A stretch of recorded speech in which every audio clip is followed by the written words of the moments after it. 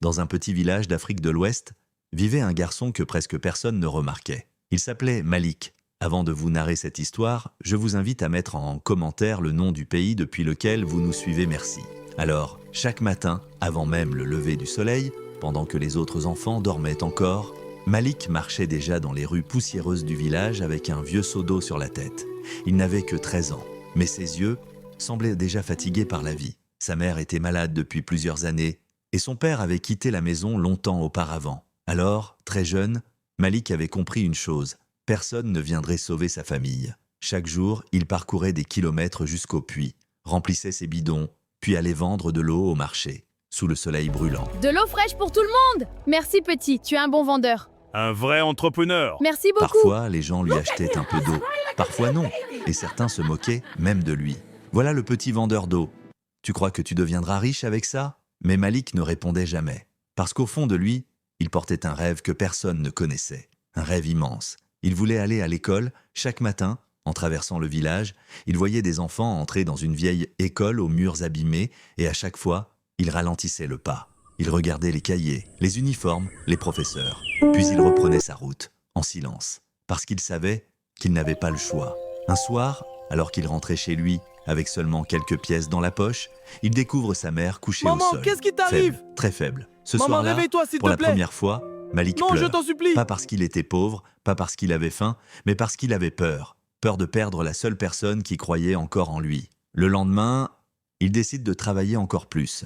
Il se réveille plus tôt, marche plus loin, porte plus d'eau. Ses épaules commencent à saigner à cause du poids des bidons, mais il continue. Jour après jour, semaine après semaine, puis un matin, alors qu'il vend de l'eau près du marché, un vieil homme l'observe de loin, silencieux. Pendant plusieurs jours, le vieil homme revient, toujours au même endroit, toujours à regarder Malik travailler. Finalement, il s'approche. « Pourquoi travailles-tu autant à ton âge ?» Malik baisse les yeux, puis il répond doucement. « Parce que si j'arrête, ma mère ne mangera pas. » Le vieil homme reste silencieux quelques secondes, puis il demande « Et toi, qu'est-ce que tu veux vraiment ?» Cette question, personne ne l'avait jamais posée à Malik. Alors, pendant quelques secondes, il hésite, puis il répond « Je veux apprendre à lire. » Le vieil homme sourit légèrement. Le lendemain, il revient avec un vieux livre, abîmé, usé par Prends le ce temps. livre, mon Mais garçon. pour Malik, Pour moi? c'était un trésor. Oui. Chaque Il soir, est à toi maintenant. après le travail, Merci, le grand-père. vieil homme Grand-père, commence je à lui n'arrive pas apprendre à à lire ce lire. mot. Sous Regarde un bien, arbre, mon garçon, avec une c'est petite soleil. lampe. Soleil, Au j'ai début, compris. Très c'est bien, difficile. tu progresses. Les lettres dansent dans sa tête.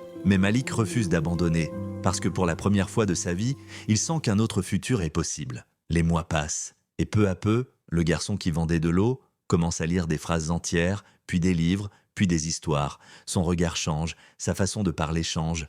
Même les gens du village commencent à le remarquer autrement. Mais la vie n'abandonne pas facilement ceux qu'elle teste. Un soir, en rentrant chez lui, Malik découvre que leur petite maison a pris feu. Les flammes ont tout détruit. Les vêtements, les économies, les livres, tout. Sa mère pleure dans un coin. Et Malik reste immobile devant les cendres. À cet instant, il sent son rêve mourir. Le lendemain, il retourne vendre de l'eau, comme si rien ne s'était passé. Mais cette fois, quelque chose dans ses yeux est différent. Le vieil homme le remarque immédiatement. Alors il lui dit « Écoute-moi bien, Malik. Les personnes fortes ne sont pas celles qui ne tombent jamais, mais celles qui se relèvent, encore et encore. » Ces mots, Malik ne les oubliera jamais. Alors il recommence. Encore et encore, des années passent. Le petit vendeur d'eau devient un jeune homme. Et grâce au vieil homme, il finit par intégrer une école de la ville. Les débuts sont difficiles, très difficiles. Regardez-le, si pauvre, même pas de livre correct.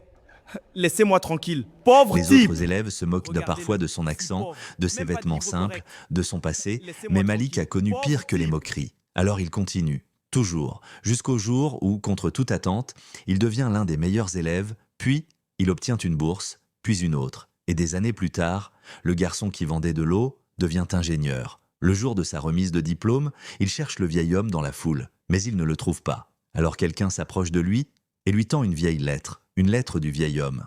Ses mains tremblent pendant qu'il l'ouvre. À l'intérieur, quelques mots « Je savais que tu y arriverais ». Parce que les enfants qui connaissent la souffrance apprennent souvent à devenir plus forts que les autres. Malik baisse les yeux et pour la première fois depuis longtemps, il pleure.